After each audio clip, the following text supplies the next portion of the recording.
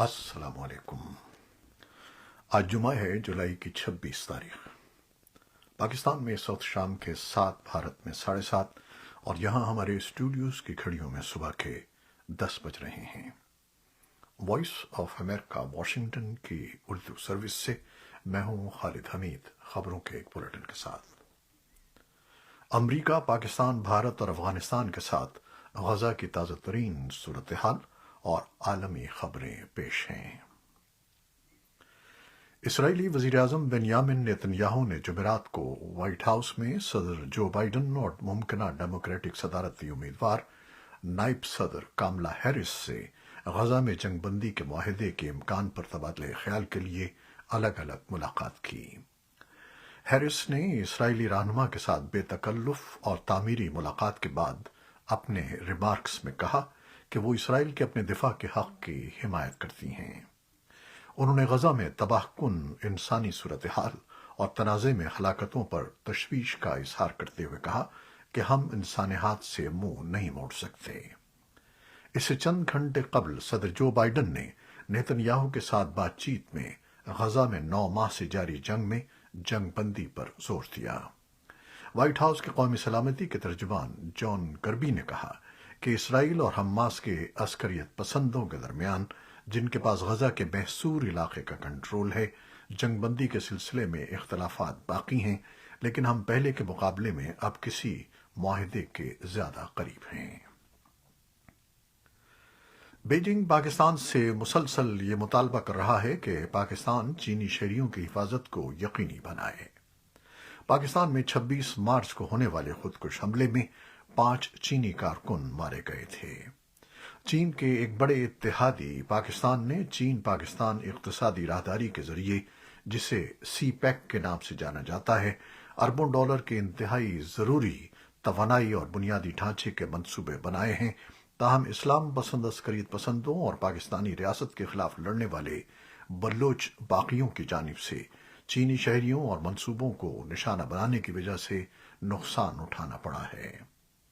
اپنے اہم دو طرفہ تعلقات کو بچانے کی خواہش مند پاکستان نے چینی قیادت کے ساتھ ملاقاتوں میں چینی شہریوں کے لیے فول پروف سیکیورٹی کا وعدہ کرتے ہوئے پروٹوکول کو محفوظ ترین بنایا ہے۔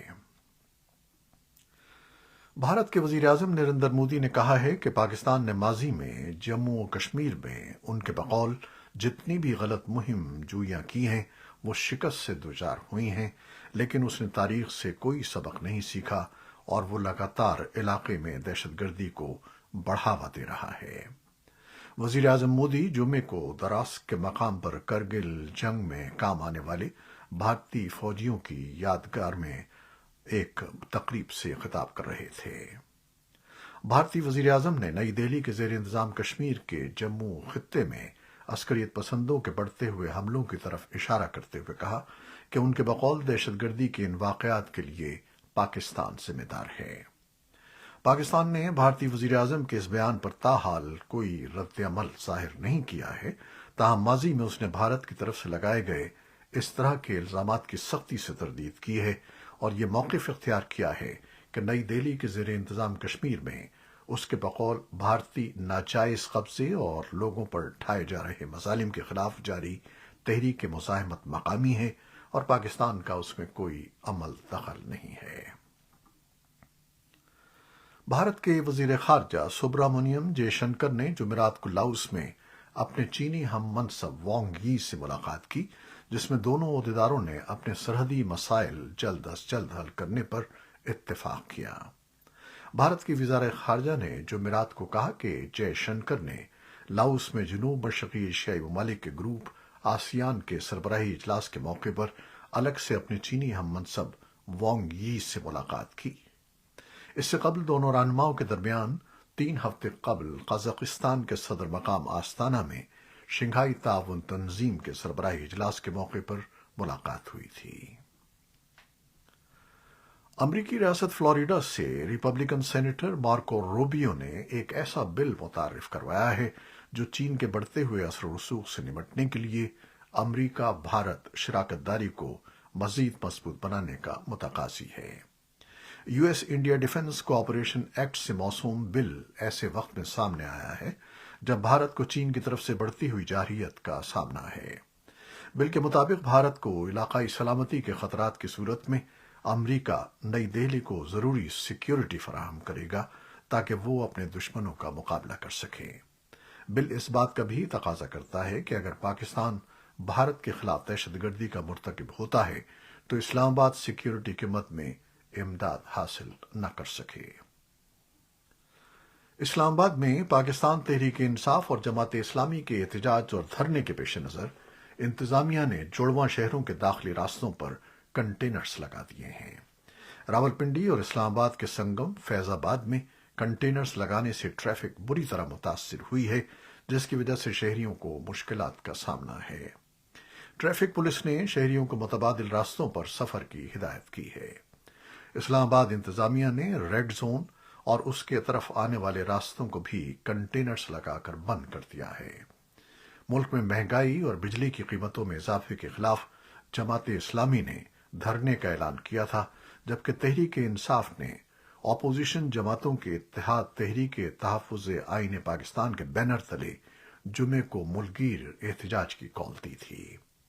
اب تک کی اطلاعات کے مطابق ٹی چوک کے قریب آنے والے کارکنوں کو گرفتار کر لیا گیا ہے۔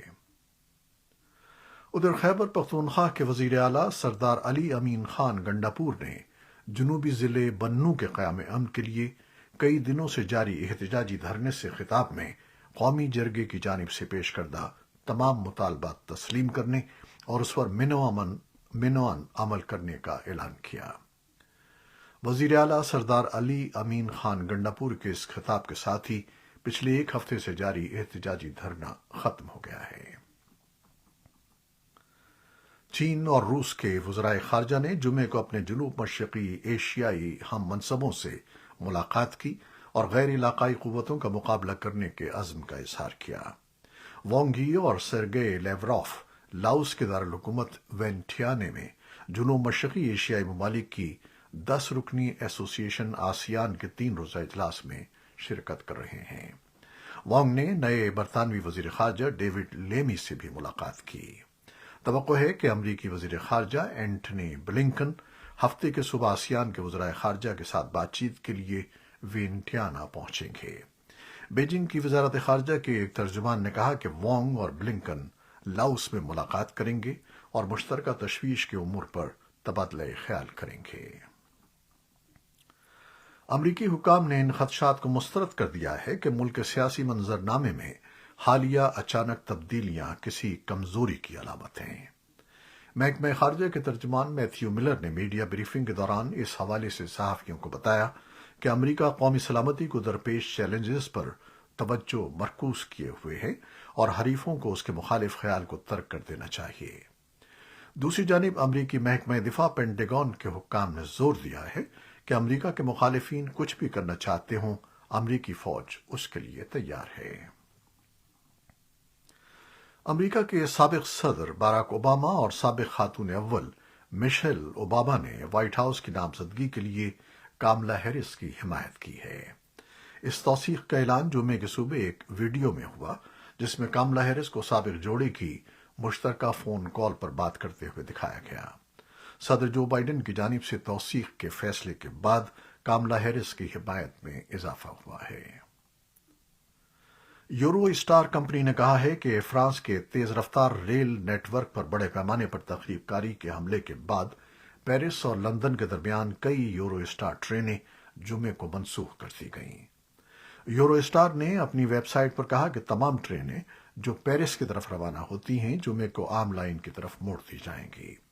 پیرس شہر کے میئر این ہڈالگو نے کہا کہ اس تخریبی کارروائی کا جمعے کی شام پیرس اولمپکس کی افتتاحی تقریب پر کوئی اثر نہیں پڑے گا۔ طوفان گائے میں فلپائن اور تائیوان کے بعد جمعرات کو چین کے مغربی حصے سے ٹکرایا ہے۔ طوفان کے سبب تائیوان اور فلپائن میں 25 ہلاکتوں کی اطلاعات ہیں، جبکہ متعدد زخمی بھی ہوئے ہیں۔ گائمے کی وجہ سے چین کے صوبے فوجیان میں ٹرین، پروازیں اور فیری سروسز منسوخ کر دی گئی ہیں، جبکہ حکام نے لگ بھگ 2.5 لاکھ افراد کے انخلاء کے احکامات جاری کیے ہیں۔ یہ تھیں وہ خبریں جو فیس بک لائیو پر ہم نے آپ کے لیے پیش کی۔ ہماری ویب سائٹ، یوٹیوب اور پوڈ کاسٹ پر یہ بلیٹن آپ کے لیے پوسٹ کر دیا جاتا ہے۔ آپ ہمارے بلیٹن کو شیئر کرتے ہیں اور اپنے کمنٹس میں اپنی محبتوں کا اظہار کرتے ہیں، جس کے لیے ہم آپ کے بے حد ممنون ہیں۔ اپنی ان محبتوں کو جاری رکھیے گا۔ نیوز ایڈیٹر بہجت جیلانی کے ساتھ خالد حمید کو اجازت دیجیے گا۔ اللہ حافظ۔